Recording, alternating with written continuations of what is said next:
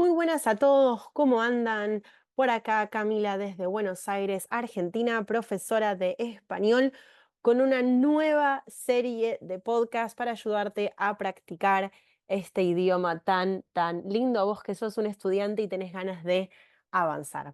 Voy a estar abriendo una nueva serie de podcast oficialmente en este momento sobre temas de la sociedad actual que son un tipo de debates que me gusta mucho. Me gustan mucho los debates controversiales, me gusta que podamos hablar de este tipo de cosas en otro idioma, ¿no? Cuando empezamos, y esto lo hablo mucho con mis estudiantes, cuando empezamos a avanzar en un idioma, empezamos a crecer, empezamos a tener un conocimiento más profundo, tenemos más vocabulario, podemos trabajar con más tiempos verbales, podemos construir oraciones más complejas. Entonces, lo próximo interesante hacer es poder sostener un debate sobre algún tema controversial o algún tema social que sea realmente interesante para nosotros y ver, chequear si podemos realmente mostrar, compartir, establecer nuestra opinión de una manera que sea comprensible para las personas que nos están escuchando. Entonces voy a empezar hoy con este tema que, bueno, por supuesto es muy polémico, es muy actual y estoy segura que de alguna manera nos involucra a todos, que son las redes sociales y las noticias falsas. Este es un podcast de solamente 10 minutos donde voy a poner sobre la mesa cinco preguntas que tienen que ver con las redes sociales y las noticias falsas. Voy a Voy a preguntar estas cinco, ¿no? Preguntas, valga la redundancia. Voy a hacer una pregunta y te invito a que intentes responderla antes de escuchar mi respuesta. Entonces, vas a escuchar mi pregunta. Lo ideal sería que puedas pausar el podcast, responder en voz alta cuál te parece que sería tu respuesta o qué te gustaría responder y luego escuchar cuál es mi respuesta. Podés chequear si estamos de acuerdo o no mientras tratás de aprender vocabulario conmigo y tratás de entender los conceptos que yo comparto.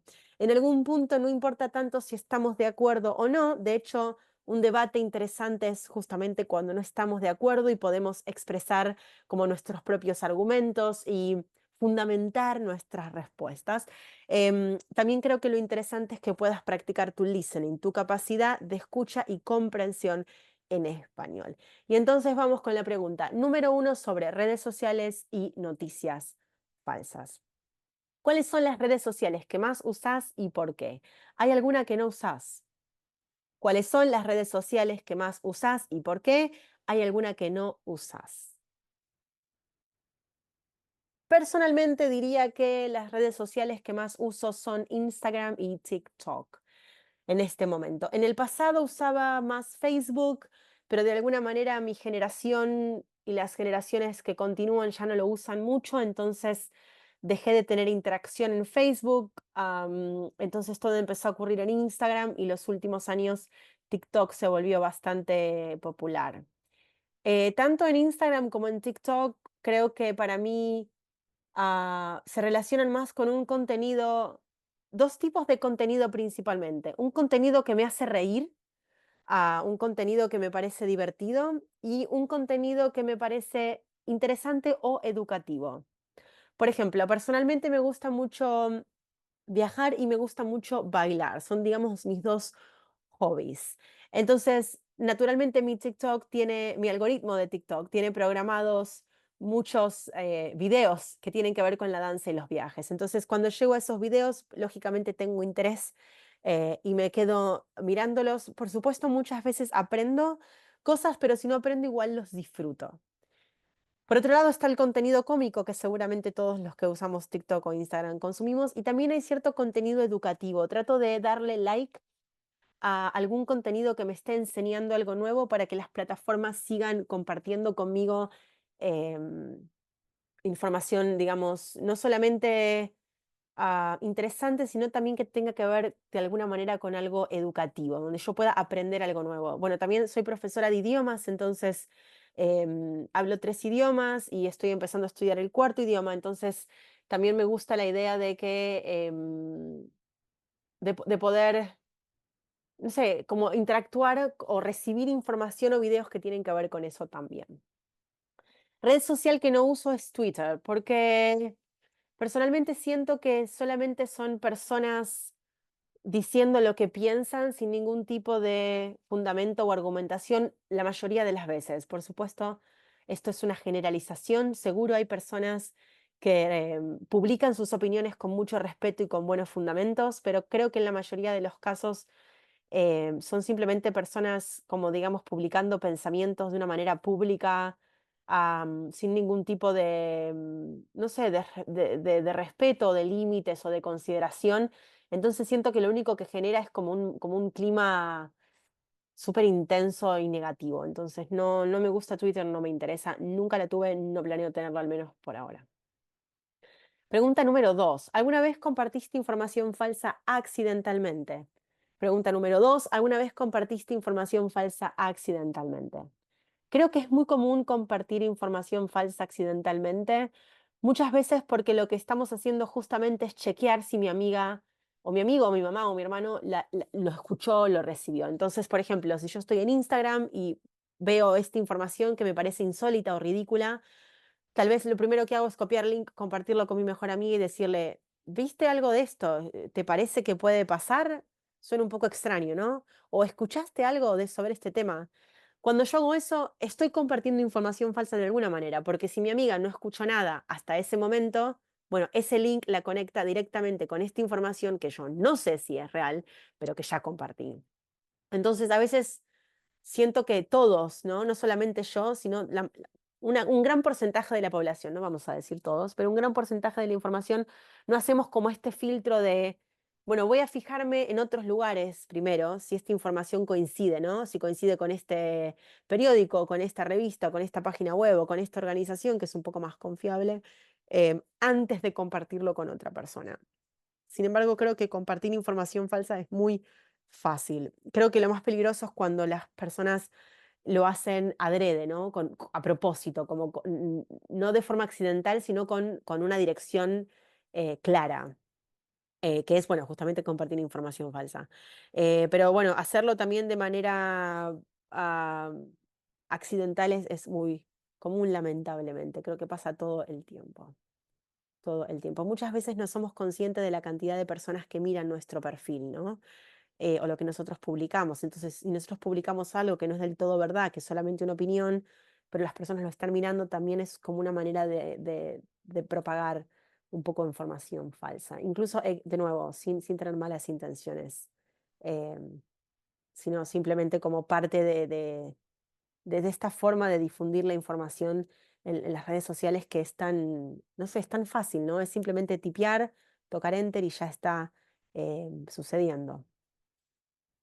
Bien, vamos con la pregunta número 4.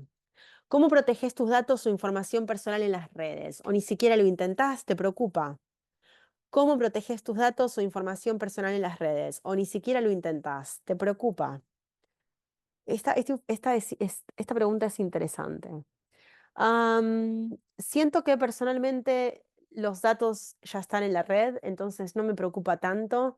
Sí presto atención antes de, por ejemplo, hacer una compra con la tarjeta de crédito. Eso sí es donde me detengo una vez más como a pensar, ¿no? Esta página sí, esta no, porque son los datos de la tarjeta de crédito. Pero honestamente, cuando, por ejemplo, me suscribo en una aplicación o en una lista de emails porque quiero recibir cierta información, o no sé, abro un nuevo perfil en una web porque quiero utilizar los beneficios. Generalmente no estoy pensando mucho en mis datos. De hecho, muchas veces elijo como iniciar con Facebook o iniciar con Google, que son estas opciones que nos hacen como tan fácil, ¿no? No tengo que recordar la contraseña, simplemente entro a través de otra red social o de otra cuenta que tengo, que lo hace todo un poco como frágil, ¿no? Porque si en algún momento se me bloquea esta cuenta por X motivo, entonces todas las otras cuentas corren riesgo. Si lo pensamos como desde un lugar lógico, creo que no es tan conveniente, pero al mismo tiempo es tan cómodo, ¿no? Que es un poco tentador. No siento que protejamos los datos, por lo menos yo y las personas que me rodean, mi círculo, no siento que protejamos los datos con tanta conciencia. Al mismo tiempo siento que los datos de todos ya están en la red, entonces como intentar protegerlo es medio como si yo quisiera parar, no sé, el fuego o el agua con las manos, ¿no? Siento que no es posible, tal vez me equivoco, no tengo la información sobre eso, esta es solamente una opinión.